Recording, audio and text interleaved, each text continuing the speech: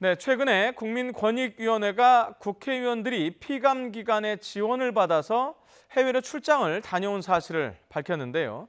국회는 일단 조사 결과를 더 지켜보고 문제가 있다면 국회 윤리특위에 회부하겠다 이렇게 밝혔습니다.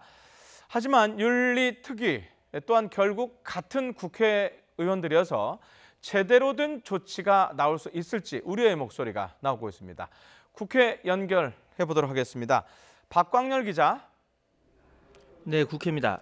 자, 그러니까 자칫 셀프 조사가 되다 보면은 솜방망이 처벌로 이어질 수 있지 않을까 이런 우려가 있는 것인데 어떻습니까?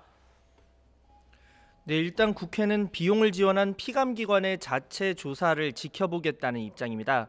거기서 위반이 확인되면 규정에 따라 국회 내 윤리특위에 회부한다는 건데요. 여기서 몇 가지 문제가 제기됩니다. 먼저 국회 감시를 받는 피감기관이 자체 조사에서 국회의원과 함께 간 출장에 문제가 있었다 이렇게 결론을 낼 수 있느냐는 겁니다. 또 피감기관에서 김영란법 위반이라는 결론을 낸다면 경비를 지원한 자신들도 처벌받게 되는데 사실상 결론이 정해져 있는 것 아니냐는 지적도 있습니다. 이런 과정을 거쳐 위반이 확인되더라도 셀프 조사라는 자체에도 문제가 있는데요. 윤리특위 자체가 국회의원으로 구성돼 제대로 된 조사 결과가 나올 수 있겠느냐는 겁니다. 물론 국회는 국회의원 국회활동심사자문위원회를 구성해 외부 지원에 의한 국회의원 해외 출장의 적절성을 심사하겠다고 밝혔는데요. 이 또한 교섭단체 추천 인사로 구성될 예정이라 제대로 된 조사가 가능할지는 좀 더 지켜봐야 할 것 같습니다. 앞서 국회 측은 이번에 문제가 된 피감기관 중 하나인 코이카가 권익위에 질의한 결과 김영란법 위반에 해당하지 않는다는 답을 받았다며 문제없다는 입장을 보였습니다.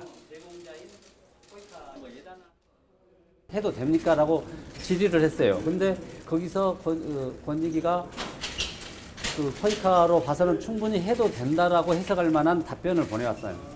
유권 해석에 대한 답변을 해온 대로 그게 따라서 진행한 것이기 때문에 네, 이번엔 특수활동비 질문 좀 해보겠습니다. 국회가 20대 현역 의원들의 특수활동비를 공개하라고 하는 법원의 판결에 대해서 항소를 하겠다 이런 입장을 밝혔다고요? 네, 일단 표면적인 이유는 아직 특활비에 관한 국회 차원의 대책이 나오지 않은 상태에서 공개가 이르다는 겁니다. 국회의장단과 여야 원내대표단이 합의해 대책을 내놓은 다음 특활비 공개가 좋다고 판단했다는 건데요. 또 특활비가 국회만의 문제도 아닌 만큼 다른 국가기관들과 제도 개선에 보조를 맞출 필요도 있다고 이유를 설명하고 있습니다. 하지만 비판은 이어집니다. 앞서 국회가 특활비 투명화를 내세운 것과 앞뒤가 맞지 않는다는 겁니다.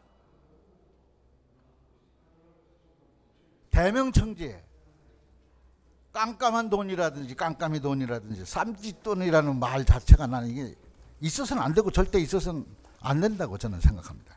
원칙적으로 모든 것은 투명성이 확보돼야 되고 증빙서류가 꼭 첨부돼야 된다. 여기에 대법원이 이미 지난 2011년에서 13년까지의 특활비 공개를 확정 판결한 상황에서 단순한 시간 끌기라는 비판도 나옵니다.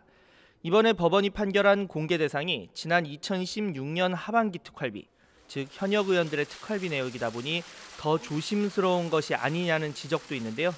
이런 가운데 여야 3당 원내대표는 조금 전부터 특활비 문제 등에 대한 논의를 위한 회동을 시작했습니다. 지금까지 국회에서 YTN 박광렬입니다.